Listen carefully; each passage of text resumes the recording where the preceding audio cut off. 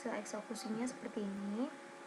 Keluar Queen of Hearts 10 of Spades, 8 of Diamonds, 7 of Spades, sesuai dengan pemrosesan program, sesuai dengan hasil eksekusi.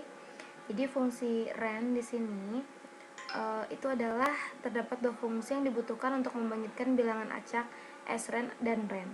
Itu tuh jadi fungsi untuk membangunkan bilangan acak. Nah, fungsi sRAND itu dibutuhkan untuk menentukan bibit dan bilangan acak yang akan dibangkitkan atau diproses. Sama seperti kalau kita menanam tumbuhan, ini untuk analoginya, bibit yang berbeda tentu akan menghasilkan tanaman dewasa yang nantinya akan berbeda juga. Nah, sedangkan fungsi RAND, jadi itu untuk menampilkan bilangan acak yang dihasilkan dari bibit yang diberikan ke fungsi sRAND, seperti itu.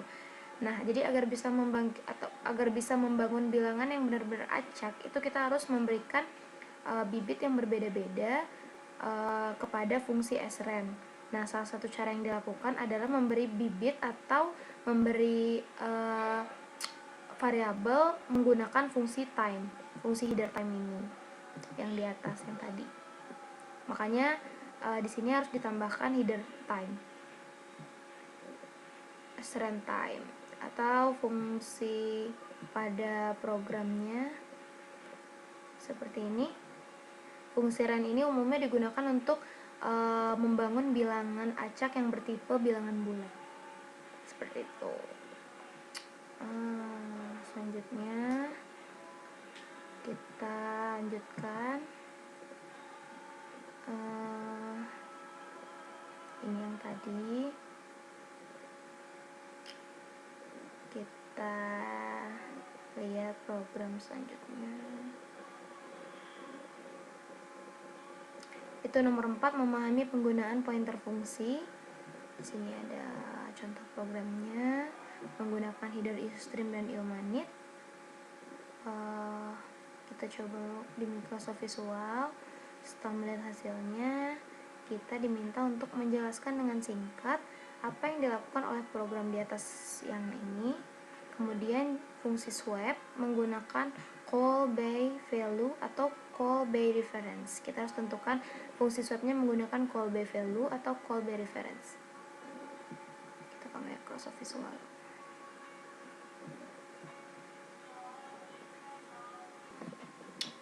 Kita lihat contoh programnya. Sebelumnya kita harus mengaktifkan void bubble integer dan integer ascending dan descending. Kemudian kita lihat programnya seperti ini.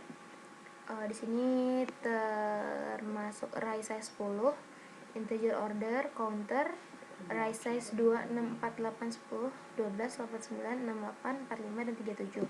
Kemudian ada code enter 1 to sort is ascending order, enter 2 to sort is descending order. Indonesia Jaya. Kemudian kita jalankan. Kita coba jalankan, kita dulu programnya sampai bawah. Nanti saya akan menjelaskan fungsi swap ini menggunakan call by value atau call by reference. Setelah kita coba jalankan. Kita compile terlebih dahulu, kemudian kita jalankan sesuai dengan pemrograman yang kita lakukan tadi. Enter 1 to sort is ascending order, enter 2 to sort is descending order. Data item in original order 2, 6, 4, 8, dan seterusnya. Kalau misalnya kita pilih 1 itu untuk ascending order, 2, 6, 4, dan di bawahnya 2, 4, 6, 8, dan seterusnya. Berbeda dengan descending order tadi. Jadi program ini menggunakan swap. Jadi fungsi swap itu dalam bahasa pemrograman itu ada call by value dan call by reference. Yang keduanya itu mempunyai karakteristik berbeda. Metode pemanggilan nilai ini terjadi jika yang dikirimkan ke fungsi berupa referensi atau alamat dan diterima oleh fungsi, sehingga perubahan terhadap variabel penerima akan mempengaruhi variabel argumen yang memanggil. Nah, agar perubahan elemen pointer dan elemen 1 pointer dan elemen 2 pointer ini berakibat pada variabel A dan B, ini integer A dan B, maka metode pemanggilan fungsi ini harus memanggil referensi. Nah, proses seperti ini dapat dilakukan dengan menambahkan operator alamat dalam daftar parameter fungsi dan operator referensi atau tak langsung di dalam argumen pemanggilan. Seperti contoh pada void swap integer, kemudian temp elemen 1 pointer, elemen 1 pointer, elemen 2 pointer, elemen 2 pointer, dan temp. Seperti itu. Jadi ini menggunakan dua fungsi call by reference value. Selanjutnya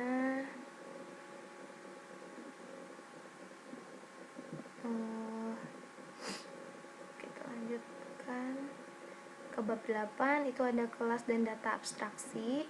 Di sini ada membuat objek dalam bahasa pemrograman C++. Di sini kita menggunakan header IOStream, kemudian using namespace std, class car. Di sini ada potongan program, nanti kita akan salin dulu ke Microsoft Visual. Di sini ada code, enter the model of the core, kemudian ada chain model, code, enter the price, dan enter mileage. Void display, integer main, kemudian ada car C2, ada C accept display, kemudian system post dan return. Nah, kelas car pada program di atas memiliki 3 member variabel dan 2 member function. Sebutkan. Sebelumnya kita ke Microsoft Visual terlebih dahulu. Kita lihat bentuk program kelas car. Kita coba. Di sini ada code, enter the model car, enter the price, dan enter the mileage. Kemudian ada code, the model of car is, the price is, the average mileage is. Di sini kita akan menginputkan data sesuai code yang perintah code-nya. Ini lanjutan programnya. Sistem postnya saya letakkan bawah ini. Di sini ada C 0 itu accept display dan accept display.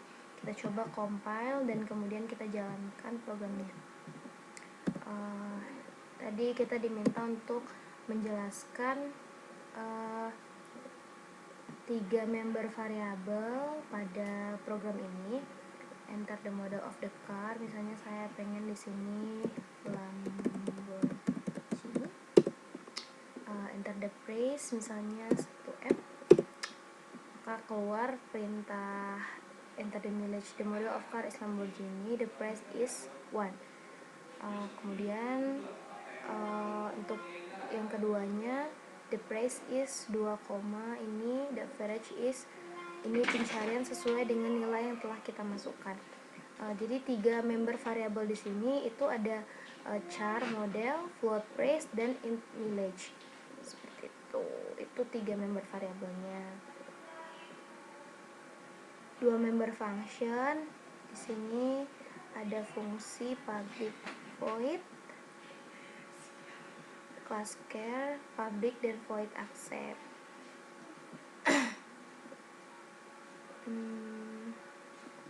Selanjutnya kita lihat sampai bawah. Selain public void, ya itu fungsi untuk dua fungsi member functionnya. Kemudian ibu ngomong apa ibu? Di sini kita diminta lagi menjelaskan apa yang dimaksud dengan keyword public pada program di atas. Jadi keyword public itu body dari deklarasi berisikan member yang dapat berupa data ataupun deklarasi fungsi, dan permission labels atau opsional. Nah, keyword public ini digunakan untuk menentukan batasan akses terhadap member yang ada, seperti public, anggota dapat diakses dari kelas manapun. Selanjutnya, sini ada program lagi. Kita lihat, kemudian kita salin ke Microsoft Visual dan jelaskan keyword private pada program di atas. Maksud dari keyword private. Kita ke Microsoft Visual.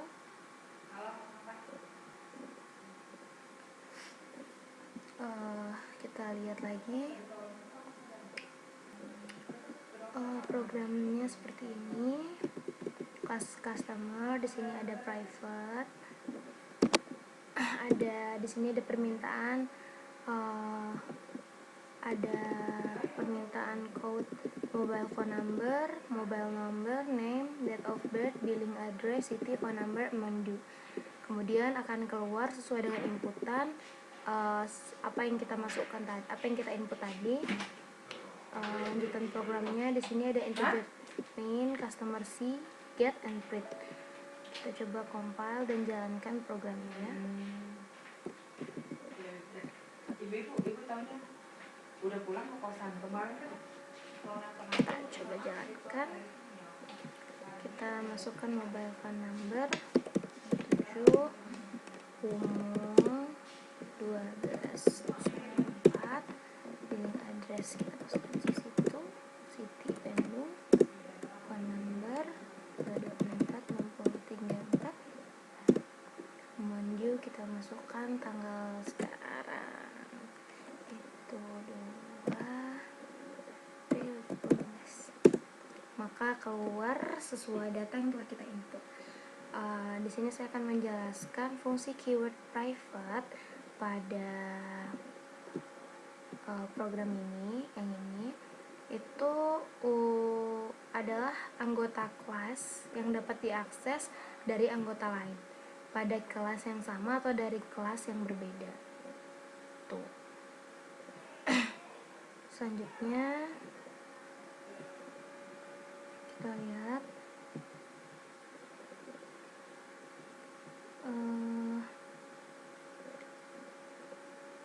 jika member variabel pada program di atas tidak memiliki akses specifier atau public dot atau private atau protected seperti pada program sebelumnya, lalu akses specifier apa yang akan berlaku pada member variabel tersebut?